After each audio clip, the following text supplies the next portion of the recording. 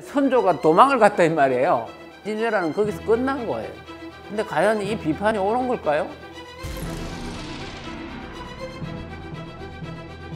명종은 그 자식이 있었는데 일찍 죽어가지고, 순화세자라고 일찍 죽어가지고 이게 자기 자손을 남기지 못했어요. 그래가지고 결국 양자를 들여가지고 그 왕위를 잇게 되는데, 명종의 양자로 들어가지고 왕이 되는 사람이 선조예요.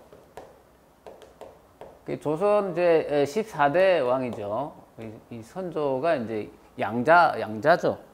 그러니까 이 중종의 9째 아들인 그 덕원군의 셋째 아들이에요. 예. 그런데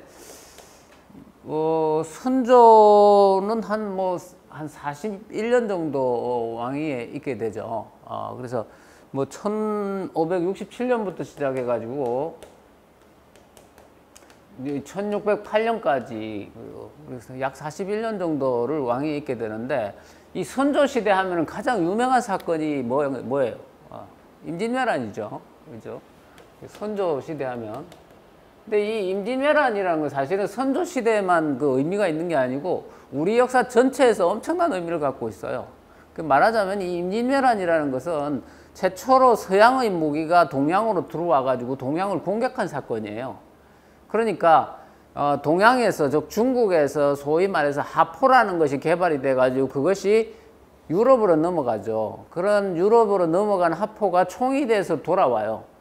그래 가지고 1543년에 이 일본에 포르투갈 상선이 나타나 가지고 총을 전해주게 되고, 그로부터 약 50년 뒤에 그 총으로 무장한 세력이 이 한반도를 침략한 사건이죠. 그렇기 때문에 이게 세계사적으로도 굉장히 유의미한 사건이에요. 그 임진왜란이라는 건 단순하게 한국과 일본만의 관계가 아니라는 거고, 그 시대에 있어서 엄청난 그 국제적인 어떤 그 변화를 불러일으킨 사건이기도 해요. 자, 이 임진왜란 1592년에 일어나죠. 자, 이 1592년이라는 건 1392년에 조선이란 나라가 서가지고 딱 200년 되는 해에 일어난 것이에요. 그래서 조선이 그 개국 이래 200년 만에 엄청난 그 고난을 겪게 되는 사건이죠.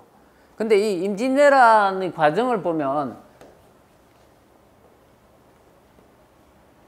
자, 일본이 이 한반도를 이렇게 침략을 하는데 어디로 침략을 하냐면 경상도 지역으로 침략을 하게 돼요.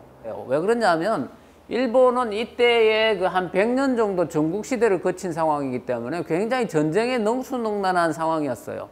뿐만 아니라 일본의 전쟁은 해전은 별로 없고 전부 다 육상전쟁이에요. 그러니까는 일본군은 당시에 육상전에 굉장히 능한 그런 군대가 들어왔는데, 엄청난 17만 군대가 들어오는데 얘네들이 그럼 뭘로 무장하고 있냐면 소위 말해서 서양의 무기인 총으로 무장을 하고 있어요. 그러니까 얘네들을 갖다가 애초에 저지를 하려면 어디서 해야 되냐면 바다에서 저지를 해야 돼요. 근데 이 부산포를 뚫고 들어온 거예요. 그런데 이때 여기를 맡고 있던 장수가 누구냐면 박홍이라는 인물이에요. 만약에 이 인물이 박홍이 아니고 이순신이었다면 어땠을까? 상당히 많이 양상이 달라졌을 수 있어요. 왜냐하면은 당시에 이게 17만이라는 엄청난 대군을 끌고 왔는데 그것을 전부 배에 싣고 왔단 말이에요. 그러니까 이것을 갖다가 우리가 애초에 바다에서 격파를 했다면은 넘어오지 못하고 바다에서 다 빠져 죽는 거예요. 근데 얘네들을 일단은 여기에 부산포에 딱 들어오고 나니까 이건 꼼짝없이 당하는 거예요. 얘들은 육조에 엄청나게 능한 애들이에요. 그래서 경상도로 딱 들어오자마자 바로 서울로 항하기 시작하죠. 그래서 이 당시에 그 육전에 능했던 조선의 그 장수가 누구가 있었냐면 이일이란 인물과 그리고 신립이란 인물이 있었어요. 이 사람들은 이제 여진족들하고 싸운 경험이 있어가지고 육전에 능한 사람들이었는데, 경상북도 상주에서 이일이라는 인물이 왜군한테 격파가 돼가 패전해요. 그리고 나서 이제 이 충주 탕금대에서 신립이 군대를 끌고 가가지고 걔네들하고 이제 말하자면은 뒤에 배수진을 치고, 탕금대 배수진을 치고 말을 타고 공격을 한 거예요. 근데 걔들이 다 총으로 무장하고 있는 애들인데 아무것도 몰랐던 거죠. 그러니까는 뭐 그야말로 그냥 꼼짝도 못하고 그냥 져버렸죠.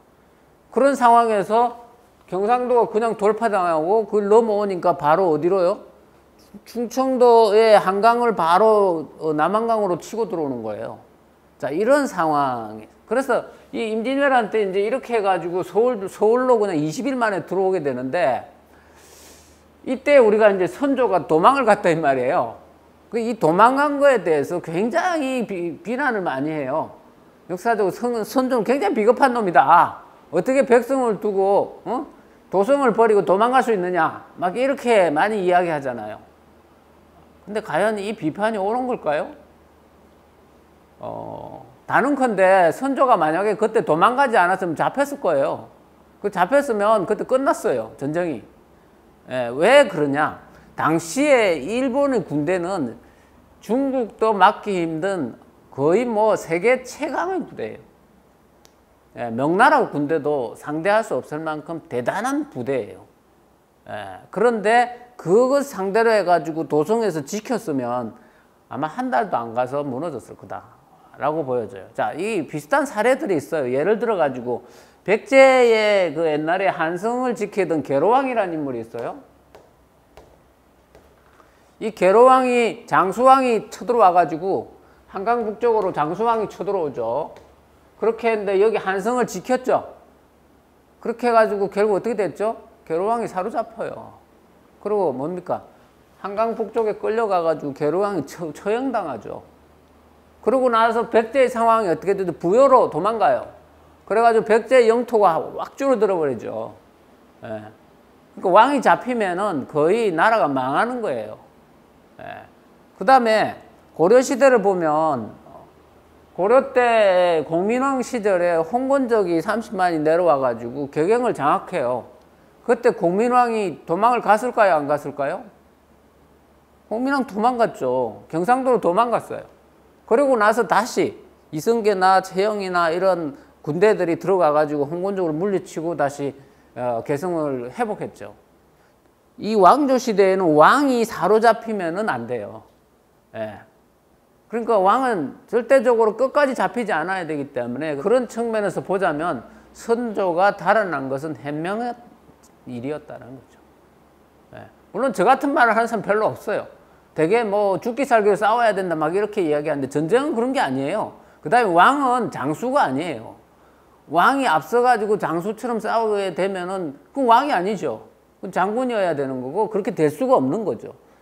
그리고 자, 우리나라 땅이 이렇게 있는데 얘네들이 이렇게 들어오긴 했는데 이게 지금 우리나라의 이 산악지형이 돼가지고 식량을 운반할 수가 없어요. 우리나라 길이 엉망진창이기 때문에 도로가 없단 말이에요.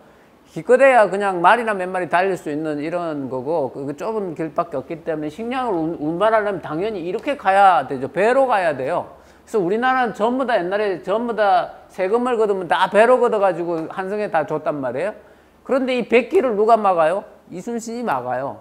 그러니까는 이 이순신이 막은 백기를 이순신 세력을 치기 위해서 전라도를 치고 들어가야 돼요. 근데 이 전라도를 치고 들어가는 걸 또 누가 막냐 하면은 의병이 막아요. 근데 세계의 전쟁 역사에 보면 의병이라는 존재가 있는 나라는 우리나라밖에 없어요. 그러니까 세계적으로 보면 전쟁 치면은 백성들은 전쟁 안 치고 군대만 전쟁 친단 말이에요. 근데 이 나라는 일본 애들도 상상도 못한 것이 바로 이 의병이에요. 아니 농사 짓던 사람들이 왜 전쟁을 치냐 말이에요. 일본에는 자기들 그 군벌끼리 싸우면은 농민들은 구경하고 있어요. 그런데 이 나라는 뭡니까? 자기들이 다 군대도 다 내쫓고 성도 다 장악했는데 보니까는 농사 짓던 백성들이 그다음에 그걸 하던 선비들이 일어나가지고 전쟁을 하더라는 거예요. 중국 봐봐요. 그 거대한 나라가 명나라가 청나라에서 무너졌는데 백성들이 일어나가지고 청나라를 칩니까? 안 치죠. 위에 있는 왕조만 바뀌었다고 생각하는 거예요. 그리고 그냥 지배받아요. 근데 우리나라는 아니란 말이죠. 외부 세력이 들어와가지고 공격하고 위를 무너뜨리면 밑에서 일어나는. 그래서 이것이 임진왜란 때뿐만 아니고 나중에 뭡니까? 조선 말기에도 일어나고 그 의병이 나중에 독립군이 되고 그리고 나라를 잃어서도 끝까지 싸우는 이런 아주 뭐랄까요? 굉장히 지독한 민족이에요, 이 민족이. 그래서 그러한 것에, 그래서 한편으로는 해군이 길을 막고, 그리고 한편으로는 의병이 길을 막아서, 그래서 왕은 도망가 있고, 여기에 또 북쪽에서 명나라 군대가 지원을 하고, 이게 결합이 돼가지고 오랫동안 고립돼 있고 먹을 거 부족하고 그러면서 스스로 밀려날 수밖에 없는 상태가 돼가지고 나중에 전쟁에서 져서 패전해 가는 거예요. 그런 측면에서 보면 이 선조가 그 당시에 달아났던 것은 현명했다. 그리고 왕이라는 것은 장수가 아니기 때문에 나가서 전쟁 칠 사람이 아니다. 어쨌든 후방에 있어가지고 자기가 목숨을 끝까지 유지해야지 백성들을 끌어모아가지고 싸울 수 있는 것이 그게 왕조시대인 것이고 그것이 조선의 특징이고 그런 측면을 이해해야만이 이 임진왜란이 나중에 승리로 이끌어진 것을 이해할 수 있다.